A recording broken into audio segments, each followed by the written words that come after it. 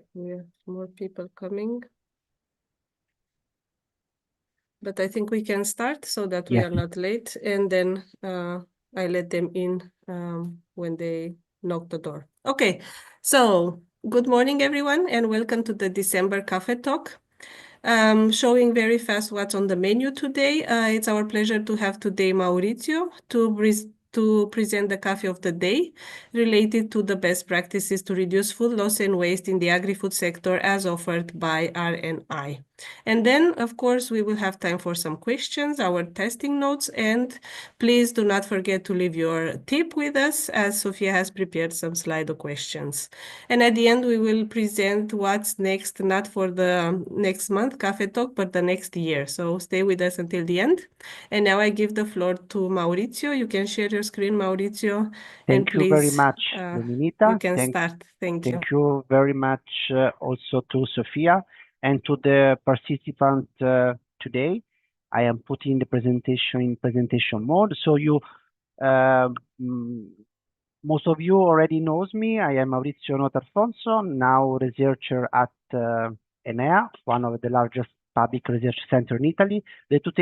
And I'm very happy to stay with you today for the 8th edition of this monthly Café Path.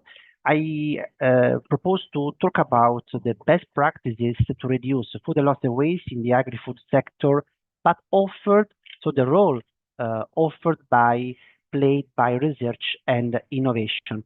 I will try to share with you some information probably you still not have read several times, but just to encode where we are. You know very well the role of the supply chain in producing, generating food loss and wastes. So there are the primary transformation, and then from the processing to the until final consumer, the upstream and the downstream different generation in the level of food and waste loss. So this also according the international data information, for example, data from FAO organization. So in my opinion, also we have to remember which is the challenge, because there is a systemic contradiction between the current food system organization and also the delays we are encountering to reshape the system in order to be in line with the Sustainable Development Goals PAC. So there is low sustainability and resilience in our agricultural system, also coexistence in place and time of food waste and hunger at the same time, and also the food security topic about malnutrition. So bioeconomy is can play a pivotal role to let a circular transformation. And there are a number also of regulatory frameworks, legislation at European level, but also having an impact in the several European countries. As a state of the art, today I would like to focus on the blue line in particular. So starting from the food waste challenge and problem and the possible solution and action, which can be focused on the upcycling, so involving food and non-food ingredients, on the waste management, so cascading use of biomasses, or the surplus distribution. But it will be very important to share with you the horizontal impact of some instruments such as platforms, task force, good practices, and also the role of the sectorial association. Very important to remember that food loss and waste is an unexplored market value. So there are a number of possibilities regarding the chemical and microbial safety, quality, authenticity of products, of course, and also clearness for the supply chain operation. All these things could be summarized in the so-called food integrity. So food integrity is a refined objective that we have to take into account when we are speaking about preventing measures for food loss and waste in the agri-food sector. So food integrity means also sustainability of production and consumption, minimization of environmental impacts, and also ethics of the production. But if you see this slide where food integrity approach is adapted to the different stages of the supply chain, there is still a need to have primary data from each stages, but not only quantitative primary data, but also qualitative primary data about, for example, if we see the primary production, geographical area, environmental pollution levels, soil quality levels, crop cultivation, and so on, to go step by step, the basic input resources like water and energy, environmental condition, also until the final consumption, the waste disposal, about the role of cooking practices, the role of well management of the food contact materials, and domestic conservation. So these are specific areas where we should do more also as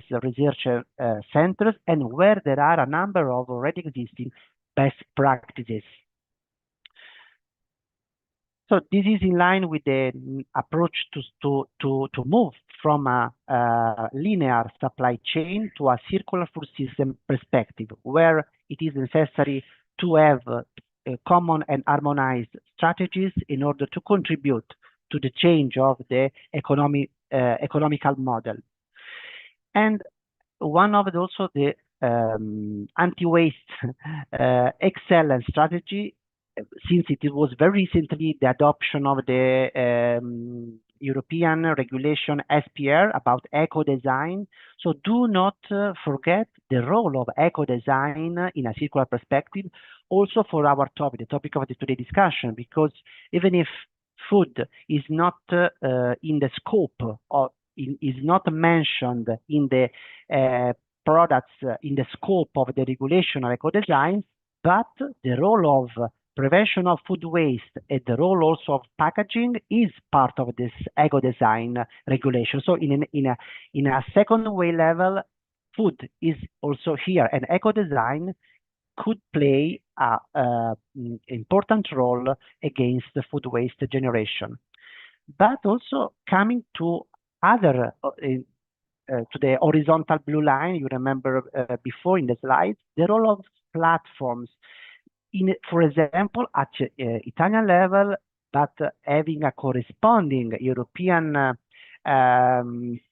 derivation, there is the ECHESP platform about aggregating national actors for circular economy in Italy, but also at European level. Here is very important because there are a number in the light of the dissemination of knowledge activities. Have been created a number of a mapping of the existing good practices. So you have also to remember that good practices, a good practice, it's not just theoretical things. This can have a specific template, specific mandatory elements to be classified as a good practice. So this is an experience that I would like also to report to you and to invite you to visit the ECHESP website, which is the European Circular Economy Stakeholder Platform, where there are also a group of best practices about the decrease of food and lost wastes.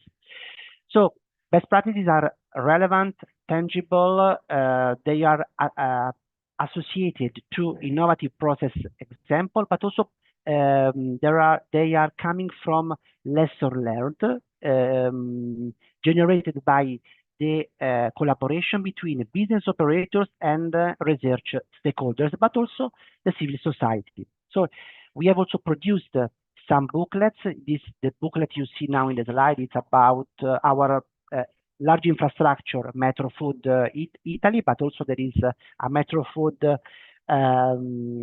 project also at European level, where we have summarized part of them, just to be in line also with the time, to scroll down some of them. So the development of new technologies and materials to prevent and reduce crop losses from the primary production, the innovative use of agri-food byproducts to do innovative value-added ingredients, innovative way to distribute surplus food and optimization of food system costs and efficient use of resources in the consumption phase.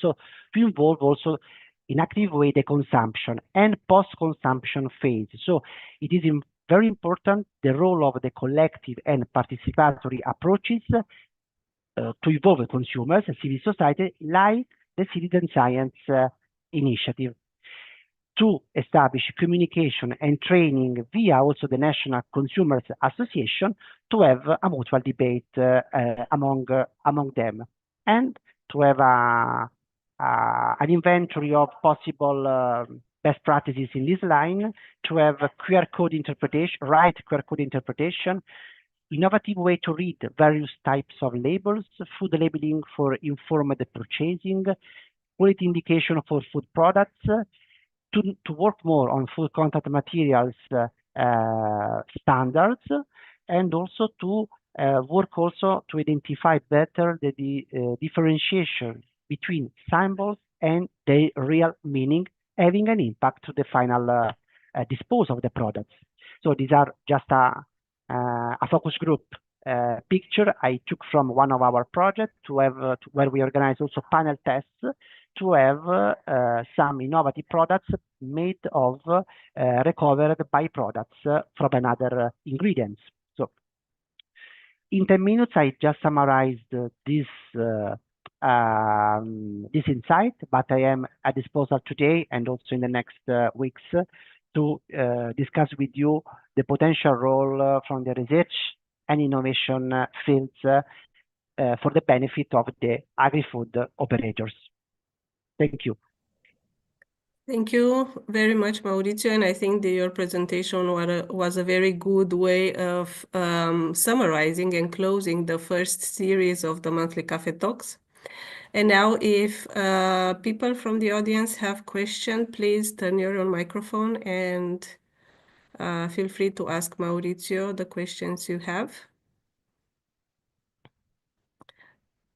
And I just wanted to ask until people prepare themselves, just to ask how important do you think, because you talk about quantitative and qualitative data when measuring or when collecting data about food waste and lost, and how do you, or how important are the qualitative data in organizing these campaigns and events to raise awareness about this, or to organize trainings for the people? So what's your opinion on this? Yes, I can share my experience, direct experience, because I am also part of some national project about NRPP, so the recovery funds we have in all European countries projects, and we have scouted that to run this training and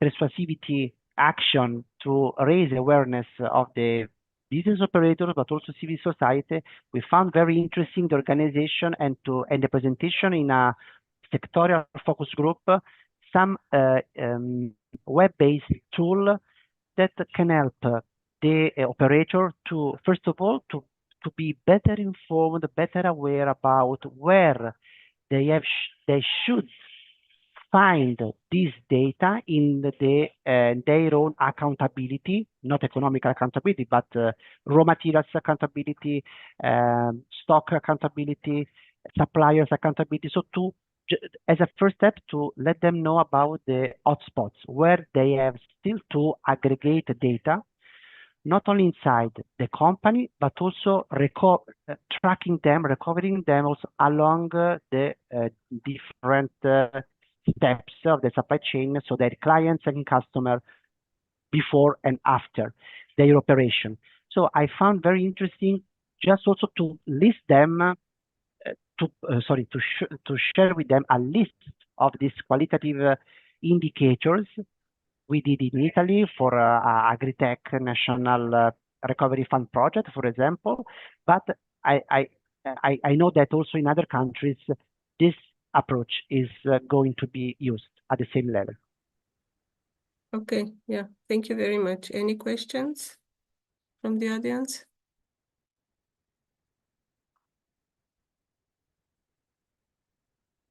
No? Then thank you very much, Mauricio. And then we go to the next part of the coffee talk, where Okay. we will ask to give your tip now to us. Sophia will has prepared a Slido. Okay, just let me So here. grab your phone.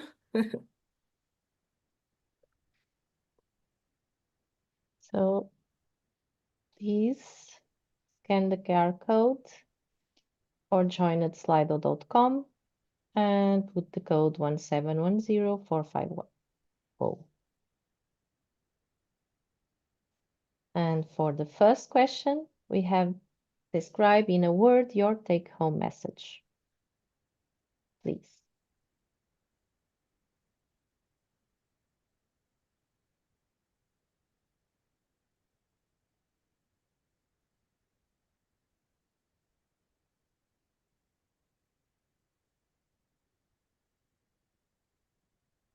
Three participants typing. We really appreciate your engagement. This is the last one From this series. from this series.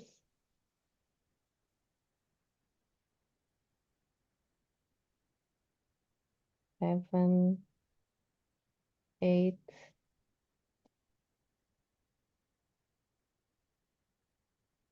Okay, half of our audience is participating. Thank you very much. So let's go to the other question, if I can. I don't know why I lose control of. Okay, so what do you think about the discussion? Many was left to discuss. There was nothing else to add, or we need more talks on this topic.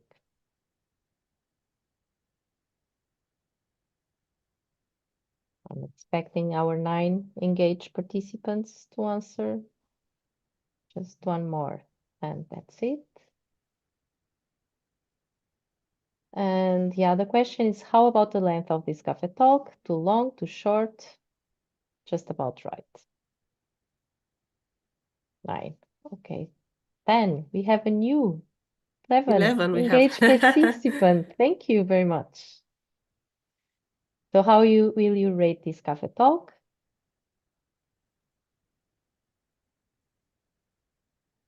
8, 9, 11 participants. Thanks very much in the score of what we are used to have. Now, please, which other topics you would like to discuss in the next cafe talks? This is really important question. You can have more than one. You can put one more than one answer more than one once, and even if you are our customs, you can repeat your answers because this will have influence in the next series of our cafe talks.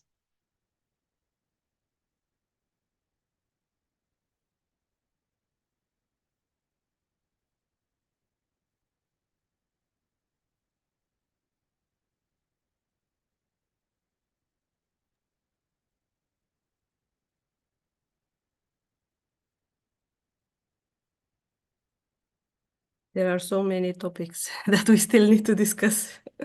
There are. But the problem is like the same topics, they all answer that there's a lot to talk about more. Yes.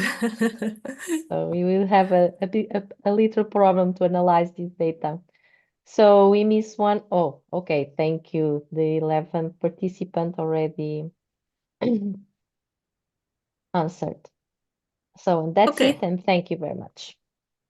Thank you very much for your active participation. And this is also good news, Sophia, because then we have a reason to organize the new series, of the monthly Café Talks.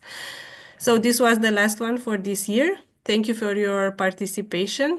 And we would like to invite you also next year to join our Café Talks. We will have a new format and new speakers, probably around 6 talks for the next year. With food loss and waste experts at the same day on Friday and at the same hour at 11 o'clock. So we will be happy to see you also next year and follow us in order to stay updated with the organization of these talks. Probably we will start in spring. And with this, I would like to thank you all and to wish you happy holidays, Merry Christmas to those who celebrate Christmas, Happy New Year to all of you, and we will be more than happy to see you next year. Thank you very much. Thank you very much. Bye. Bye-bye. Thank you. Bye. Thank you.